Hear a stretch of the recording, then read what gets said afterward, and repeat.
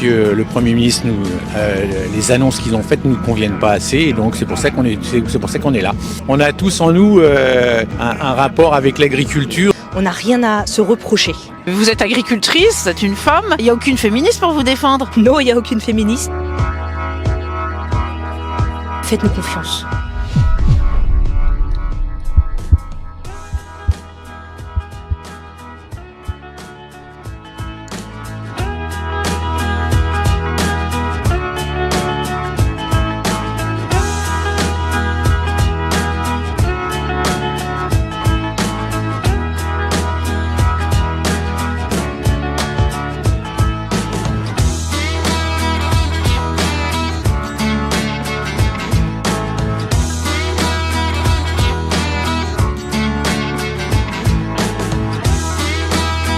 Après, il accélère comme ça, attendez, parce qu'ils vont accélérer comme des bourricots. Voilà. Puis après, vous pouvez accélérer, l'accélérateur à pied là-bas, à droite. François Fréchot, je suis agriculteur à Boinville-en-Montois. Je cultive des céréales, des pommes de terre et des carottes. Je fais une production locale et je vends localement tous mes produits. Nous, on laboure, on prépare le sol, on conduit des bennes pour la récolte. Voilà, c'est notre outil de travail. Donc vos enfants Mes enfants, tout à fait. 5 sur 6, hein. 5 sur 6, oui. Et ils manipulent, ils manipulent cet engin. Mais ils sont grands, hein. Ils ont démarré tout petits, donc maintenant, ils ont l'habitude. Voilà. Alors, depuis combien de générations? Oula, au moins 1610. Et pourquoi? C'est la première fois que vous manifestez? Ah non, on on fait souvent. Quand ça va pas. Surtout avec Macron, pour manifester, c'est assez simple. Parce que de toute façon, tout ce qu'il fait, c'est contre l'agriculture, donc voilà. Toutes les décisions prises sont de façon anti-agricole, donc là, il faut vraiment se battre parce que on a les gens au gouvernement sont vraiment contre l'agriculture, quoi. Ils veulent faire avec l'agriculture ce qu'on fait avec le nucléaire, donc ils pètent un truc qui marche très bien et ils cassent tout, quoi. Ils cassent. Donc là, déjà, Macron, faut qu'il aille demander à Bruxelles pour savoir ce qu'il va faire avec ses agriculteurs. On en est où, quoi? Je veux dire. Votre plus grand ennemi, c'est la bureaucratie, l'Europe, la mondialisation. Les écologistes, voilà. Les vrais écologistes, c'est nous. Nous, on est tous les matins. Moi, quand je me lève, je regarde le temps, le sens du vent, je sais où j'en suis. Et après, je bosse. Les générations avant bossaient pour ça. Moi, je bosse pour mes enfants. Et après, j'ai un gars, un Parisien là, qui sait pas ce qu'il en retourne, sait pas reconnaître du blé, de l'orge, du maïs, et qui vient m'expliquer la vie.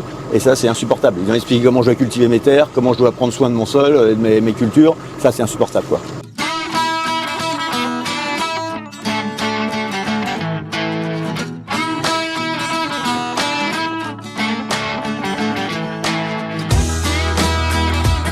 Donnez un petit café.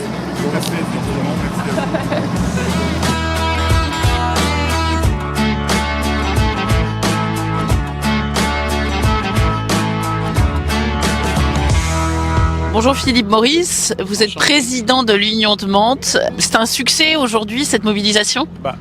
Oui, c'est vrai que on peut dire ça comme ça, mais enfin on aurait pu s'en passer aussi si le gouvernement avait réagi un peu plus rapidement, donc face à nos demandes. Bon, Monsieur le Premier ministre a simplement mis sur la table la remise en question donc du GNR.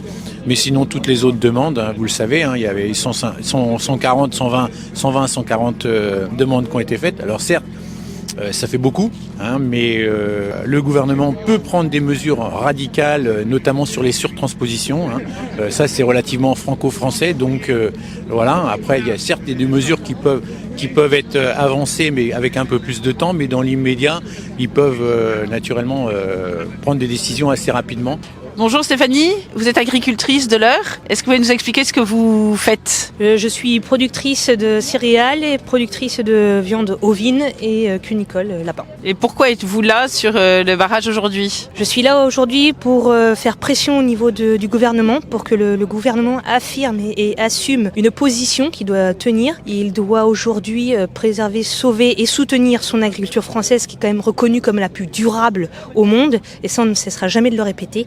C'est une entreprise familiale ou c'est vous qui vous êtes installé? C'est l'exploitation de mon mari qui est aujourd'hui la 4e génération sur l'exploitation. Et on tient justement à continuer justement cette transmission à un de nos enfants. C'est pas une annonce ou deux en particulier, c'est l'ensemble des annonces qu'on a pu évoqué qui nous ferait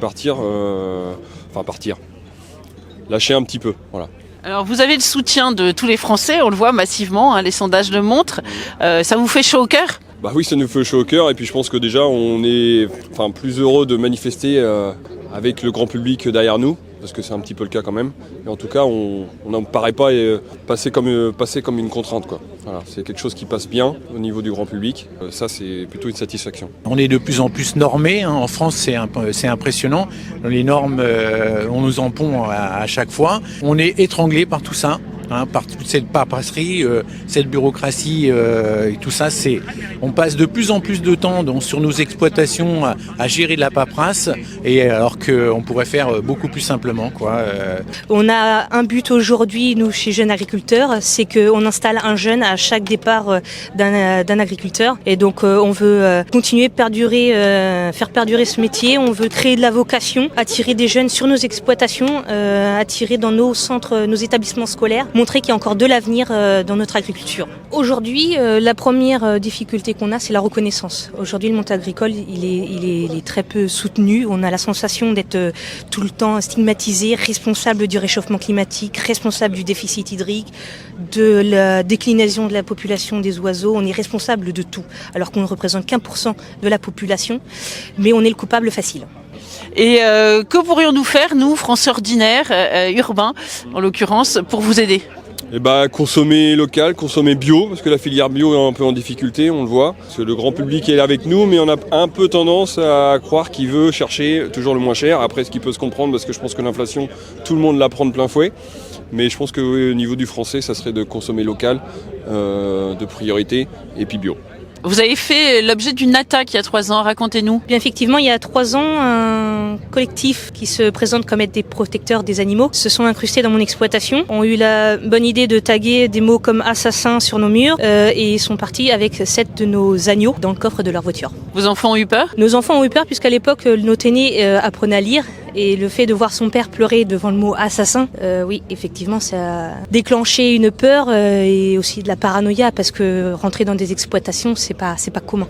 Donc ce sont des militants antispécistes. Exactement.